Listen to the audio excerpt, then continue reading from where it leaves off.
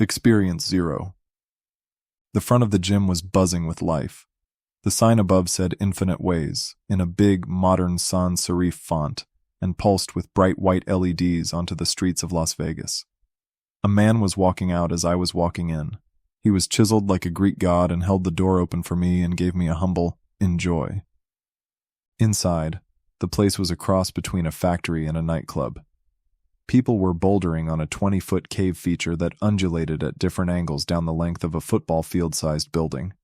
Fit people sipped Red Bull and shouted encouragement at their friends on the wall. That was familiar from every other climbing gym I've been to. What was different was everything on the left side of the gym. This is what I meant when I said factory. Infinite Ways had 20 tread walls integrated with virtual reality headsets. VR has its roots in video games, but Infinite Ways turned free solo rock climbing simulation into a sport of its own. Tread walls are the climbing equivalent of a treadmill, but these are attached to industrial electric motors that change the angle of the wall. The climbers clung on as the wall moved like a carnival ride set on a Tesla production line. The first guy I watched was on one of the tread walls on the sidewalk facing glass window, which caught the eye of every passerby, and he was giving them quite the show. The front tread walls were prioritized for the higher-rated players on harder experiences. I guess the flashiness brought more people in. He was speed climbing up the tread wall, the wall rotating around like mad, where you could hardly tell how he knew where to put his hands and feet next on the grid of holds. The whole 20-foot wall started to rotate, until the climber was able to walk on the flat surface. The tread wall turned into a normal treadmill. He walked on a clear path of holds on the left side of the wall reserved for hiking sections of the simulations. I looked at the TV next to the wall, showing his VR point of view. In his virtual environment, he was delicately walking a narrow ledge on the side of a cliff. Looking at his feet and past them at the earth below was what appeared to be hundreds of feet of air between him and the solid ground. I had enough of spectating. I wanted to get on the wall. I scanned my phone to the kiosk. It scanned my face and welcomed me through the electronic gate since I already paid and signed the liability waiver online. I started to warm up on the boulders until I got a text saying I was next for the tread wall. I chatted with a few people as I warmed up, asking them what experiences I should try and at what difficulty, what levels were their favorites, what their highest scores were, and if they had developed any community levels of their own on the platform. I picked the Yosemite Vision Quest, which was the Infinite Ways flagship experience. I wanted to feel like Alex Honnold free soloing El Cap, and this is what was promised. I put on the stuntman harness, different from a regular climbing harness, basically a breathable vest with a clip-in point on my back. I made sure I had enough chalk in my bag for the 30-minute adventure and laced my shoes up tight. The next part was quite different from every other climbing I've ever done. I stepped up to the tread wall, clipped the belay rope to my back, and inspected the VR headset that dangled from the integrated belay rope that also served as the input-output data cable. The rope was the lifeline to the system. It delivered all the compute and power to the headset and allowed all the high-res graphics to be processed by top-of-the-line computers on the ground. The rope could also do things that no human belayer could do. I saw this online. Apparently, the smart belay system could give you anti-gravity, make you jump 20 feet, and of course, gently set you down if you fell. I put the headset on. It was light, probably around 150 grams, about the weight of my phone, and looked like a pair of ski goggles but with Ultra HD resolution. The first environment didn't have any menus or loading screens. I was just instantly transported to the base of a massive cliff that looked like El Capitan, looking up at over 1,000 feet of rock. It was early morning, the stars were still out, and the moonlight was gleaming on the steel-colored rock.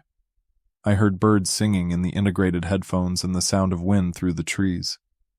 And I actually felt the wind, which must have been from fans I didn't notice. It was calm, but I knew that peacefulness was going to soon change to intensity. I walked towards the wall and grabbed the first holds of the first pitch. The virtual and the physical wall were mapped one-to-one. I was there. I stopped thinking about all the technology powering it all and started up the wall. The first pitch was slabby low-angled rock with good handholds and feet. As I looked up, the wall pitched back and looked endless. This pitch was simple. It must be like an entrance exam. I knew the system had a bunch of tricks and would adapt to my skill level. I'm no pro, but I've been a climber for a few years now. I climbed faster, wondering what would happen if I tried to get to the top of the physical tread wall, but the wall just sped up with me. I was about 150 feet off the ground now and resting a bit at the top of the first pitch. The angle of the wall was mellow, and I was standing on great feet with a big jug-like hold. I checked the virtual watch on my right arm and saw I had been climbing for 3 minutes. I started climbing up the steeper section. The holds got smaller, and the trees below began to look like toothpicks. I punched through a tough part of the pitch. My forearms were starting to get stiff. I had a hard time placing my feet on the smaller holds. A good hold was still 15 feet above me, and I was losing grip. I carefully placed a foot at my waist, pulled high to another edge about the size of the first pad of my fingers, and somehow managed not to fall. I did a few more involved moves and then gratefully grabbed the good hold. I swung my arms, desperately trying to rid myself of the lactic acid building up in my forearms. I looked around. The route below, the ground I came from, the formations of Rock Up Valley where the sun was now rising, and at my hands and feet that were perfectly digitized. I started to realize how high up I was. I was free soloing. I saw no ropes, just me, the rock, and the air below. The thought focused and liberated me. I was completely responsible for my progression. My body and mind alone would get me up the wall. As I was shaking out, what at first looked like a bird swooping down from the top of the cliff appeared. As the object grew closer, I saw it was neon green, and not a bird, but a man in a wingsuit. Then another appeared, and another. 3 wingsuit base jumpers in a bird-like flock were doing wild maneuvers and coming straight for me. The first tucked into a barrel roll, the other doing S-turns, with the other perfectly mirroring him. Just before hitting the ground, they blasted jet engines off their backs and flew down valley. Now I knew that I wasn't in the real Yosemite Valley. I was in the future. I climbed through a pitch that, unlike the real granite of Yosemite, was a series of holds of glittering rainbow crystal, each shimmering with the sun now rising from the east. Electronic music started to grow in my ears, and the beat of the music was in sync with my movements. I was flowing up unreal rock, now hundreds of feet above the valley floor. I felt as vivid as the rock gleaming in the sun. The wall of slightly overhung rock was my playground, and I was now entirely in tune with my body solving each section of the physical puzzles. As soon as I got to the next section where I could rest, I started to see an orange light starting to shine behind me. In an instant, I knew it wasn't the sun. A deep noise was growing. It grew into a roar in the air above me, and as I looked up, I saw a giant meteor coming straight for the top of the cliff. The rumble grew louder. I could see that it was going to hit the wall above me, and I was powerless to do anything. It hit with a thunderclap, causing chaos and fire 500 feet above me. The wall was shattering, and rocks started to crash down at me. As rocks broke free, I traversed left to right, dodging the huge boulders as my adrenaline spiked. The music intensified like an action movie. The climbing is difficult under pressure, but I'm successfully on-sighting the physical problems while dodging the falling chunks of wall. Refrigerator-sized boulders are whizzing past my head, and a second later, they crash into the ground, cratering trees and earth. My heart is pounding. The top of the cliff is all but gone, but settles after another 100 feet of climbing. What is left of the cliff is a jagged, knife-edged ridgeline. The top of the first tooth is another 100 feet, and the next tooth is another 200 feet above it. I climb through excellent movement, wholly immersed in the world. Meteors streak above me, the valley below has craters of fire. The only peace I can find is in the view of surreal waterfalls powerfully flowing off the giant formations of stone behind me. They drain down into the river curving through the valley. I keep moving and reach the first peak. I'm starting to get tired. My endurance and power are waning. I breathe and reflect by looking down at the cliff below that got me here. I look at my watch to see that I've been climbing for 25 minutes. It felt like 10. But time flies when you're having this amount of fun. I walk along the first smoldering summit of the newly forged ridgeline to look across a massive gap in the ridge with 1,000 feet below me. I think, what the heck do I do here? I remember the scene in The Matrix where they test if Neo is the one by having him try to jump 100 feet across from building to building. The path before me is flat, but the gap must be at least 20 feet across.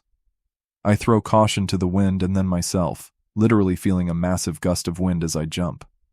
The belay system is giving me superpowers, making me feel like I'm actually jumping. I clear it.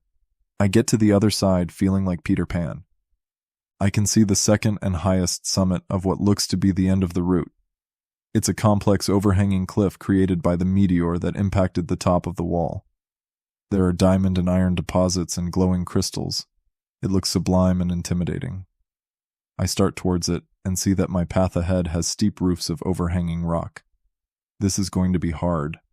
I pull up 30 feet until I'm climbing on the underside of a 10-foot roof on good holds. I tense my core to put pressure on the ends of my toes, making sure not to swing out into oblivion. I miraculously get to the lip of the roof, only to see the roofs continue relentlessly. I cannot afford to shake out. I can only fight on. I'm breathing hard, and my skin is getting sweaty, and I can only chalk up every 15 moves or so. The music is starting to crescendo as I see the top.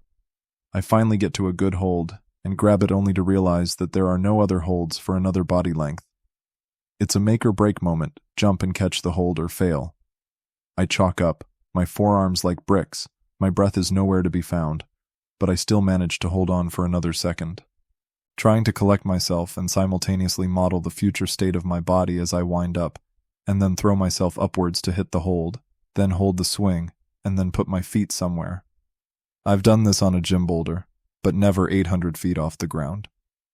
My mind is racing as I set my feet, crank low for maximum spring, then I leap.